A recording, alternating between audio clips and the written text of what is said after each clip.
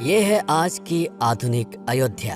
तो चलिए इसे गहराई से जानने की शुरुआत करते हैं। बस अड्डा राम मंदिर से 7 किलोमीटर की दूरी पर 14 बीघा जमीन पर 219 करोड़ की लागत से लखनऊ हाईवे पर नया बस अड्डा बनकर तैयार है। रेलवे स्टेशन मंदिर से 1 किलोमीटर की दूरी पर 240 करोड़ रुपए में नया रेलवे स्टेशन डिजाइन किया गया है। भविष्य में अयोध्या से दिल्ली, मुंबई, चेन्नई, बेंगलोर, पुणे, कोलकाता, नागपुर, लखनऊ और जम्मू जैसे शहरों के लिए विशेष रेलगाड़ियां चलाई जाएंगी।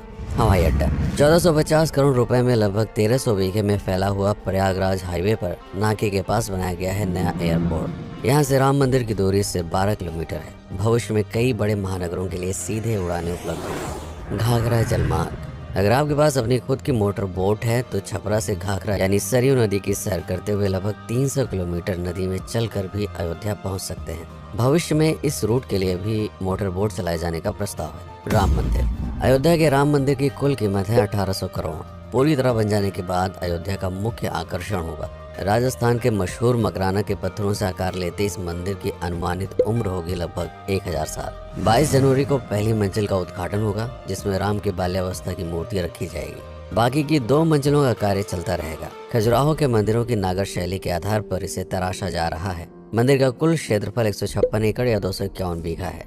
हनुमानगढ़ी राम मंदिर से लगभग 800 मीटर की दूरी पर स्थित है हनुमानगढ़ी। मंदिर के आवासीय परिसर को मिलाकर यह लगभग 52 बीघे में फैला हुआ है। मंदिर की 76 सीढ़ियां चढ़कर हनुमान जी के दर्शन के बाद ही राम मंदिर में जाने का विधान है। यह मंदिर अयोध्या शहर के ठीक बीच में एक ऊंचे टीले पर बना है। शहर की तरफ आने वाले आक्रमणकारियों के आने की सूचना यहीं से प्राप्त करके अयोध्या के राजा तक भेजी जाती थी। इतिहासकारों के अनुसार जितनी बार भी अयोध्या पर आक्रमण हुआ उतनी बार इस मंदिर को भी विध्वंस झेलना पड़ा। हालांकि सन्यासियों ने हर बार इस मंदिर को फिर से खड़ा किया। आज यह मंदिर रामानंद संप्रदाय और निर्वाणी अखाड़े के अधीन है। राम की पेड़ी अयोध्या को सरयू नदी की भयंकर बाढ़ से बचाने के लिए इस बांध का निर्माण किया गया था, जिस पर श्रद्धालुओं के स्नान के लिए कई घाट बना दिए गए थे। इतिहासकारों के अनुसार जितनी बार भी बांध टूटता था, सरयू का पानी अयोध्या की गलियों में घुस आया करता था। इसी बाढ़ से बचने के लिए पूरे अयोध्या में जगह जगह पर ऊंचे टीले बनाए गए थे, जैसे राम टीला, हनुमान टीला, लक्ष्मण टीला। आज ये बांध अयोध्या का मुख्य पर्यटन स्थल बन चुका है। हर दीपावली पर यहाँ लाखों दिए जलाकर रामायण की उस घटना को उत्सव के रूप में मनाया जाता है जब श्री राम अयोध्या वापस लौटे थे। अयोध्या के कई बार उजड़ने के पीछे एक कारण इस नदी को भी माना जाता है। हालांकि इसी नदी की वजह से यहाँ पर गन्ने की खेती बड़े स्तर पर की जाती है। लता मंगेशकर चौराहा नया घाट और बस स्टैंड के पास ही अयोध्या का मुख्य चौराहा 6.7 करोड़ रुपए में बनकर तैयार हुआ है। पद्मश्री से सम्मानित राम सुथार जी ने 2 माह के कठिन परिश्रम के बाद इस 40 फीट लंबी वीणा को आकार दिया। 14 टन की इस वीणा को लता जी के स्मृति चिन्ह के रूप में यहाँ पर लगाया गया है। इसीलिए इसका नाम नया घाट चौराहे से बदलकर लता मंगेशकर चौराहा कर दिया गया है। धर्मपथ नया घाट से कुछ पहले सड़क के दोनों तरफ 30 फीट ऊंचे 40 सूर्य स्तंभ लगाए गए हैं, जिसे धर्मपथ का नाम दिया गया है, जो श्री राम के राजकुल सूर्यवंश का प्रतीक है।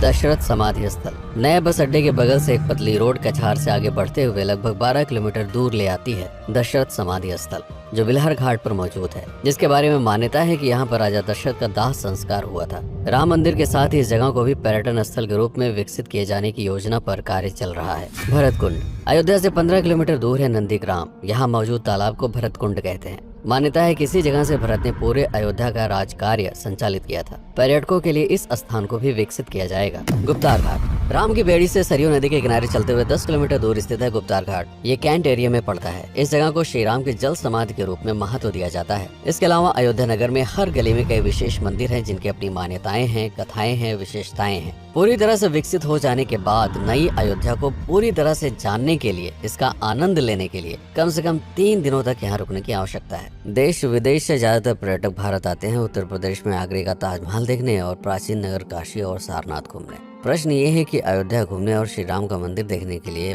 भला विदेशी क्यों आएंगे? और इसका कारण है भारत में लिखी गई राम कथा की सबसे पहली और प्राचीन पुस्तक रामायण। भारत में रामायण के अलावा कंबोडिया में रीमकेर, थाईलैंड में रामकियन जो कि वहाँ की राष्ट्रीय पुस्तक है, इंडोनेशिया में ककनिक, नेपाल में भानुभक्त रामायण जैसी पुस्तकों में वाल्मीकि की रामकथा से प्रेरणा लेकर इसे अपने अपने देश की संस्कृत के हिसाब से फिर से लिखा गया है। पात्रों के नाम, कुछ नई घटनाओं के अलावा मूल रामकथा सभी में एक जैसी है। इसके अलावा भारत में ही रामकथा को लेकर संस्कृत में 7 संस्करण, हिंदी में 3 संस्करण, गुजराती में 47, उड़िया में 14, तेलुगु में 5, कन्नड़ में 4 और अन्य भाषाओं में लगभग 17 संस्करण मौजूद है। इसके अलावा लिखे गए नाटक, कविताएं आदि को भी अगर मिला दिया जाए तो इस दुनिया में 300 से अधिक तरह से राम कथाएं बार बार लिखी गई हैं। इन सभी राम कथाओं पर कई विशेषज्ञों ने समय समय पर अध्ययन किया और अपने विचार दिए।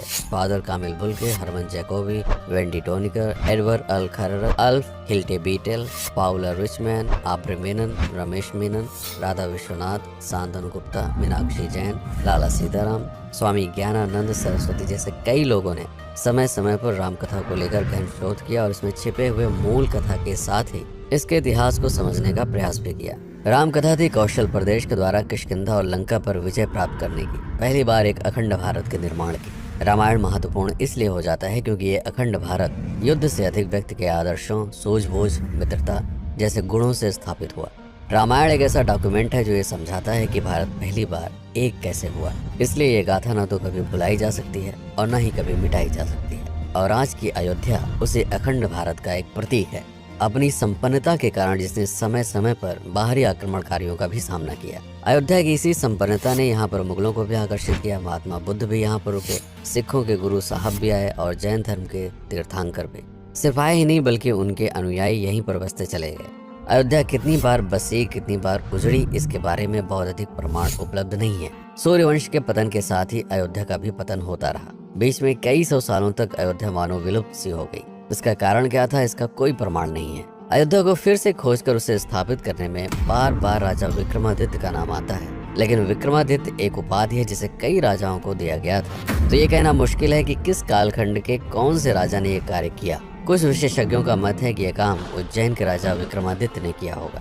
नंदवंश, मौर्य वंश, शुंग वंश, गुप्त वंश आदि के साम्राज्य में भी अयोध्या का वर्णन प्राप्त होता है। सबसे बड़ा विध्वंस हुआ 1527 के आसपास बाबर के कार्यकाल में, जब राम मंदिर को ध्वस्त कर बाबरी मस्जिद स्थापित की गई। सन 1722 में बंगाल के नवाब अली वर्दी खान ने व्यापार के नजरिए से राम मंदिर से कुछ किलोमीटर की दूरी पर एक नया शहर बसाने की शुरुआत की। 1730 में अवध के पहले नवाब सादत अली खान ने इसका नामकरण किया फैजाबाद। इन्हीं के उत्तराधिकारी सुजाउद्दौला ने इसे अवध की राजधानी बनाई। 1775 में अवध के चौथे नवाब असफुद्दौला ने फैजाबाद की जगह लखनऊ को अवध की राजधानी घोषित की। रावण अहंकार का प्रतीक और श्री राम विनम्रता के सूचक। सत्ता में आने के बाद हर व्यक्ति को यह बात हमेशा ध्यान में रखनी चाहिए, सिर्फ रंग रोगन और पत्थर लगवाने से राम राज्य नहीं आएगा, बल्कि जिस दिन स्कूल, अस्पताल और सरकारी संस्थानों से भ्रष्टाचार खत्म होगा, लोगों का मुफ्त इलाज और अपनी भाषा में उच्च शिक्षा उपलब्ध होगी, उस दिन भारत उस पायदान पर खड़ा होगा जहां कभी हम हुआ करते थे।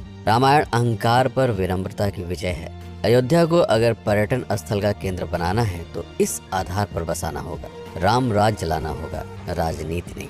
यदि इस वीडियो में कोई त्रुटि हुई हो तो उसके लिए क्षमा करें। वीडियो पर समय बिताने के लिए आपका बहुत बहुत धन्यवाद।